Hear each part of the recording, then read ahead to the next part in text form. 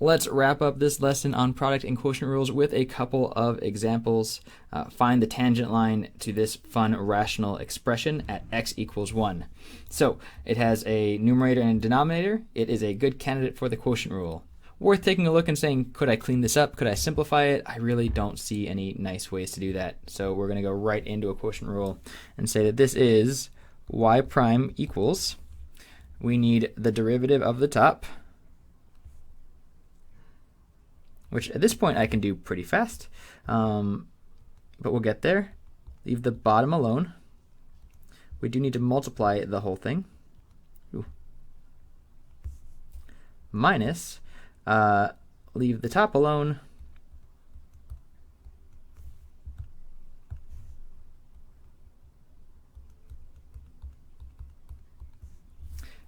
And then take the derivative of the bottom all over the bottom squared.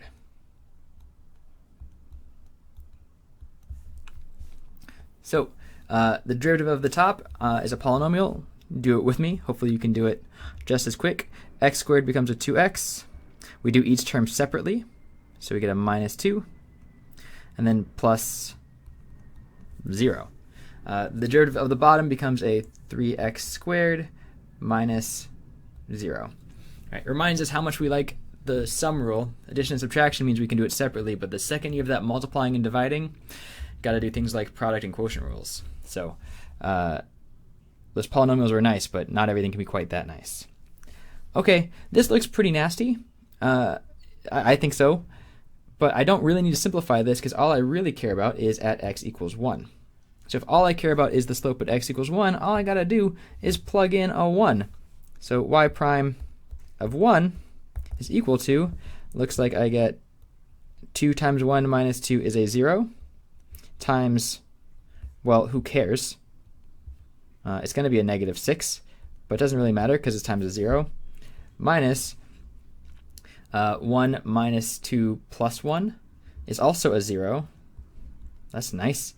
Times, looks like another 0. So what was terrible is actually quite nice. The bottom, we should make sure it's not a 0. Looks like I get negative 6 squared, so that is a 36. Great, this whole thing is equal to 0, as you might have guessed. So I didn't need to simplify that, I just needed the tangent line at one point. Or the slope of the tangent line at one point. Which means that's my m. M is equal to 0. At some point, 1 comma, I should figure out what point it's at. This is also a nice one. If I plug in a 1 back up here, that will tell me the y value. That y value is, well, looks like I would get 0 over negative 6, or 0. So this is super nice. My point slope form is going to tell me this is y minus that y value of 0 equals 0 times x minus 1. Okay, that we should simplify. Don't leave that as your final answer. This is just y equals 0. Very cool. So all that's telling you is that the tangent line at that particular value is y equals 0. It's the x-axis. There's nothing wrong with that. That's just the form of a horizontal line doesn't have any x's in it. Because it doesn't matter what your x is, y is always 0. Nice. Okay, let's do another one. Got to bring up the logistic function. If it's got a name, it must be an important function. The logistic function, e to the x over 1 plus e to the x, is really nice looking. It just starts way off to the left at 0, and then it makes this nice smooth transition up asymptotically towards 1. And it shows up in a lot of fields when you're trying to, say, decide on something in between 0 and 1, but also in population dynamics. Populations tend to grow quite fast early on, and then they slow down as they start reaching the carrying capacity of their environment.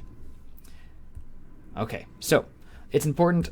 We'll see a little bit why more later, or if you go into fields like computer science or population dynamics, you'll see why a lot in your future too.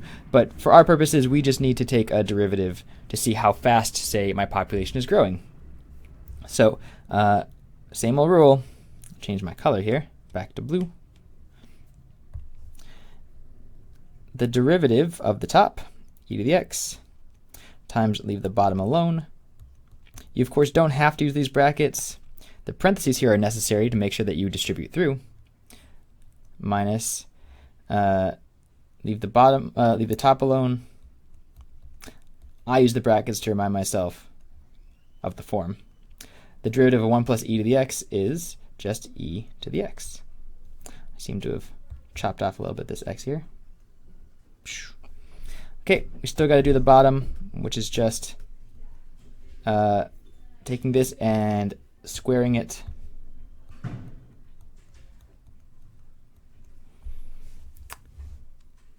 And that's it.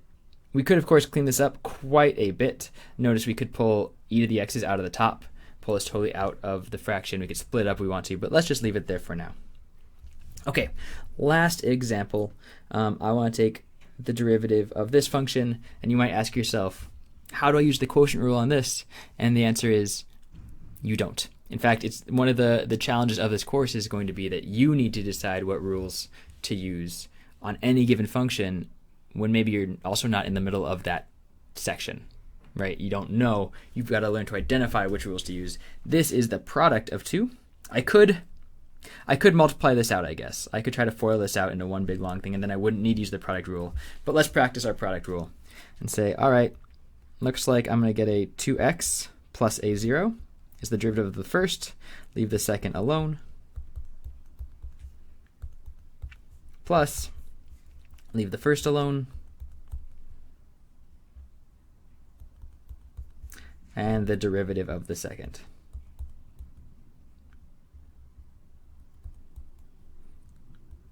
Boom. That's it. If this is your final answer, just leave it like that. However, if this is step 2 out of 10 steps, I probably would simplify it because you have to keep working with it. No one wants to keep working with a long string like that.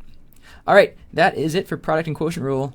You just got to practice them a bunch until they become intuitive, but also make sure you practice recognizing which one should be used where. All right, thanks a lot.